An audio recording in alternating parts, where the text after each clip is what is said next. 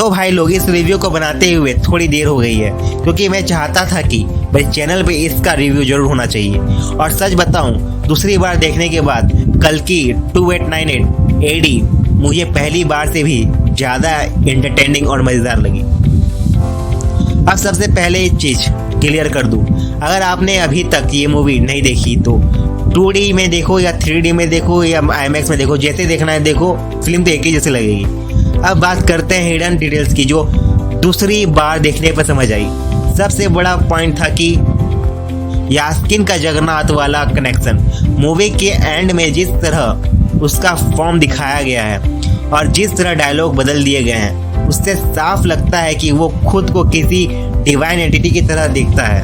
और यहीं से आती है सबसे बड़ी थ्योरी, क्या प्रोजेक्ट की असल में प्रोजेक्ट कृष्णा हो सकता है? क्योंकि मूवी में जिस सेरम की बात हो रही है वो कोई नॉर्मल चीज़ नहीं लगती।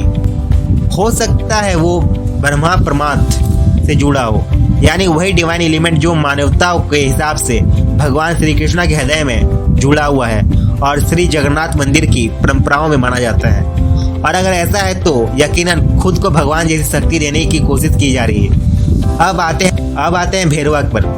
पहली बार देखने पर बस इतना लगा कि प्रभास का करैक्टर मैसी है, लेकिन दूसरी बार देखने में समझ आया कि भेरवा को शुरुआत में ही काल भैरव से कनेक्ट किया जा रहा है। और जब विजय धनुष उसके हाथ में एक्टिवेट होता है तब वो सीन सिर्फ फैन सर्विस नहीं था, उसका पूरा मैथोलॉजिकल लॉजिक था। क्योंकि विजय धनुष भगवान शिव से जुड़ा हुआ है और काल भैरव भी शिव का ही रूप माना जाता है। यानी भैरवा सिर्फ एक बॉटनी हंटर नहीं, उससे कहीं ज़्यादा बड़ा कनेक्शन रखता है। अब बात करें अश्वत्थामा और कर्ण अर्जुन कनेक्शन की।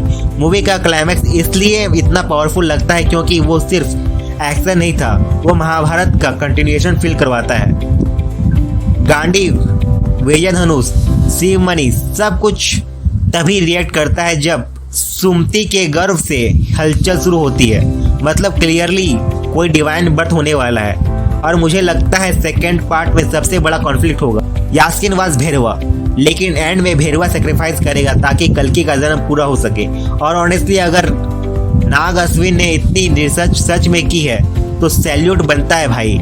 हर मैथोलॉजिक रेफरेंस, हर डायलॉग, हर सिंबल के पीछे मीनिंग छुपा हुआ है। इसलिए फिल्म 2898 AD सिर्फ एक साई-फाई फिल्म नहीं, ये इंडियन मैथोलॉजी, फ्यूचर वर्ल्ड और महाभारत का ऐसा मिक्स है जो शायद हमने पहले कभी नहीं देखा। बाकी अगर तुमने मूवी देखो हिडन डिटेल्स तक नोटिस किया है तो कमेंट करके जरूर बताना। वीडियो पसंद आया तो लाइक, शेयर और सब्सक्राइब करना मत भूलना। मिलते हैं अगली थ्योरी में।